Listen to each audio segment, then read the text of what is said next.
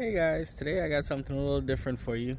Today I'm going to be going over my toy, I guess you could call it, but it's a useful toy, and it is this that's behind me. It is my Red Power Sports e-bike.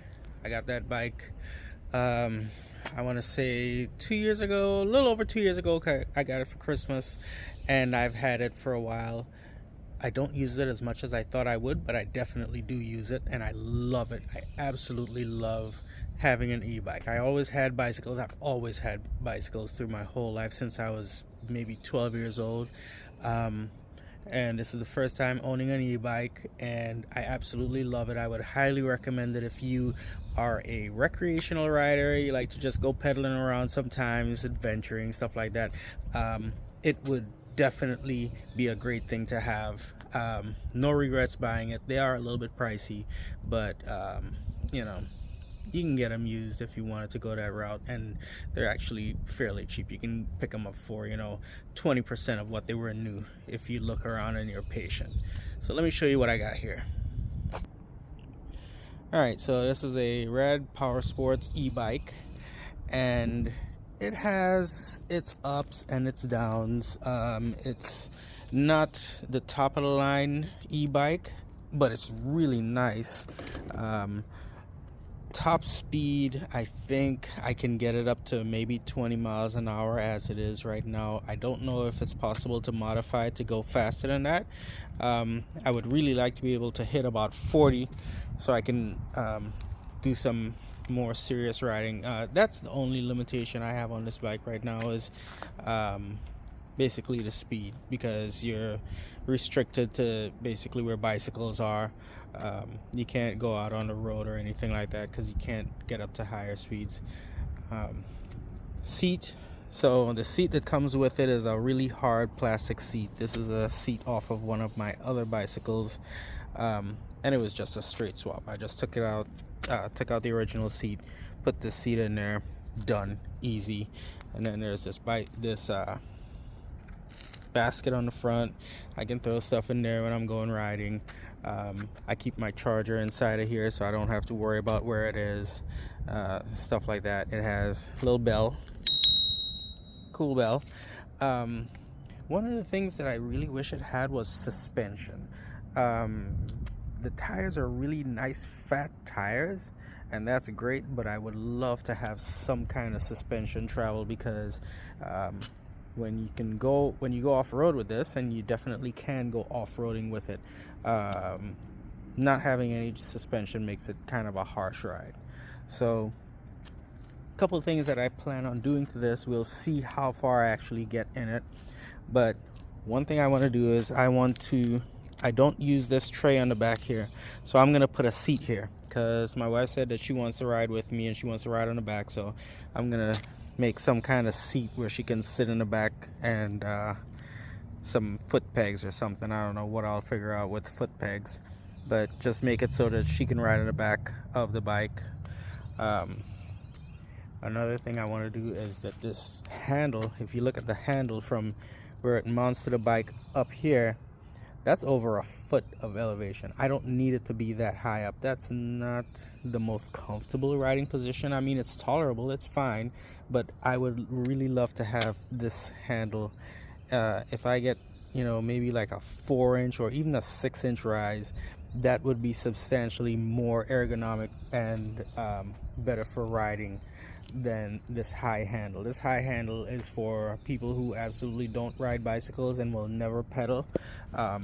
It's a very comfortable riding position for that, but if you want to pedal, you want the handles lower so that you can get some leverage and get some pedaling going. It's got really nice disc brakes, front and rear. So here's the rear disc brake, here's the front disc brake. They grab really nice. I love disc brakes. My other bike has disc brake in the front, not in the back, and having disc brakes front and back, it makes a huge difference. It gives you a lot of stopping power. I love having disc brakes.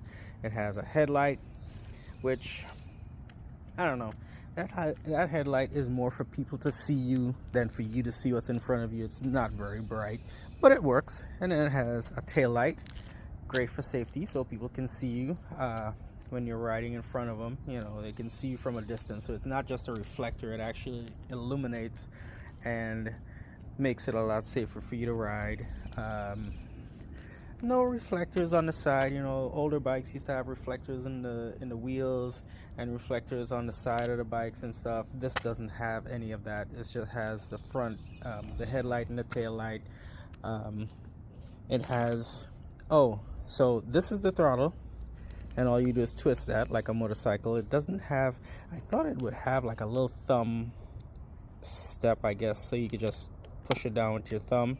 It doesn't, which that's fine. I've gotten used to it the way it is.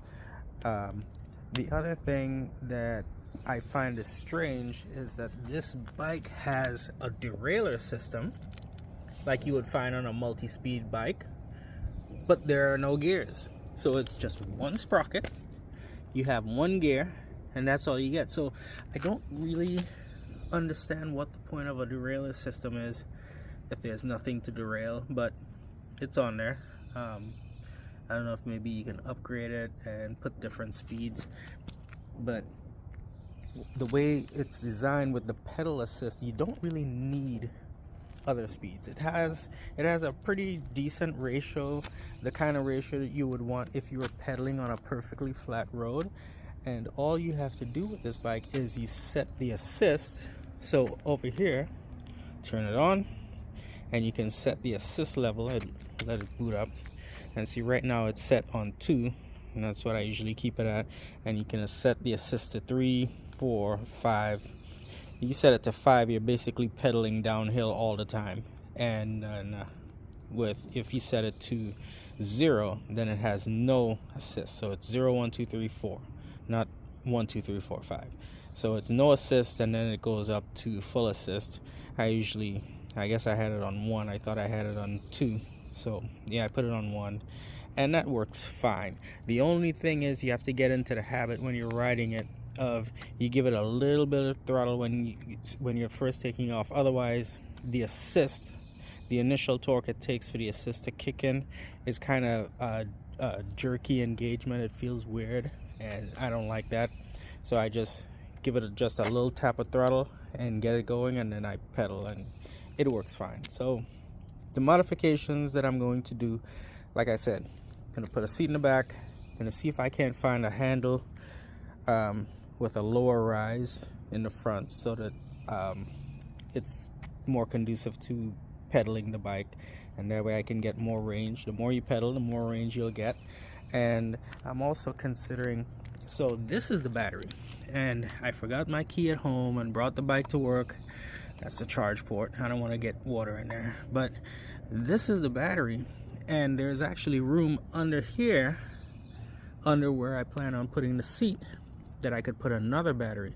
So if I can find a tandem plug system where I can plug 2 batteries in and use them at the same time, I'll probably buy another battery just like that one, because this one gives me good range. Like if I get on a bike, I've tested it out, if I get on a bike and I go at about 75% of my top speed, so like 15 miles an hour, I can get 10 miles on a full charge. So if I can get 2 batteries in there, I'm guessing I'd be able to get maybe 15, 18 miles on a full charge, and that's a long way to go on a bicycle, you know. So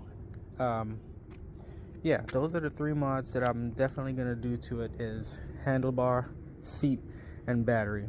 And then if I get all of those done and I'm feeling very, very motivated, then I'm going to look into at least trying to get a front fork that has suspension on it. And once I do that, I'll see how difficult it would be for me to possibly install suspension on the rear of the bike. The rear of the bike is a whole different ballgame from the front, just because this entire system here with this triangle and this triangle, you know, it's all rigid, it's all welded to the frame of the bike. So for me to put suspension on this bike, it would be at least on the back, it would be quite the undertaking, because I would have to figure out a way to get this arm to swivel and then get this whole triangle to possibly swivel with it, or I don't know, figure out a way to have it suspended from this triangle. I have no idea how I would take that on. That's, you know, that would be the last and most major undertaking on this bike if I decided to do that modification. But for now, today, all I'm going to work on is making a seat for the back here. So I'm gonna work on that today, and when it's done, I'm gonna show you guys my seat. But yeah, that's it for now. I'm gonna take you for a little ride around the block, try to not crash if I ride while holding the camera, and you can see what it's like to ride an e-bike.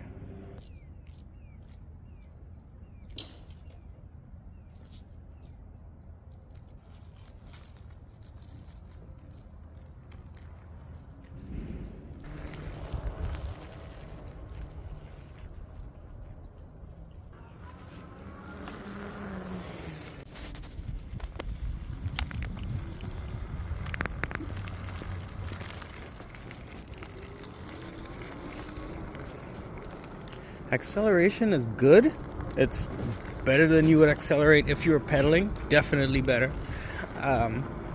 Top speed, if I was pedaling flat out, I could probably go faster than this bike would go, but most people would never pedal as fast as this bike goes. This is way past most people's everyday pedaling capability.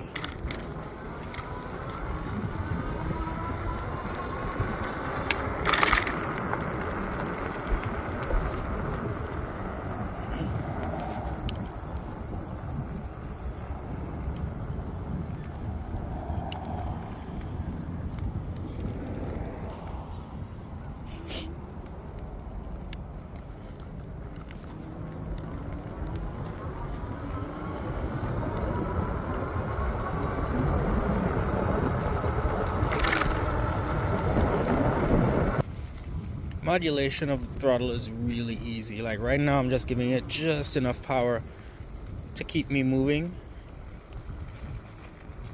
You know, and you can do that at any speed. So you just find the speed that you want. And it's just like the accelerator pedal on a car. It's very straightforward. It's not jerky or abrupt or anything like that. So it's not scary, you know. I know my wife definitely thinks that this would be a scary prospect to have an electric powered bicycle. It's not that at all. It's not scary. Once you get used to how the power comes on when you twist the throttle, it's really easy to get used to the power delivery and modulate it so that you don't get yourself in trouble or in a ditch.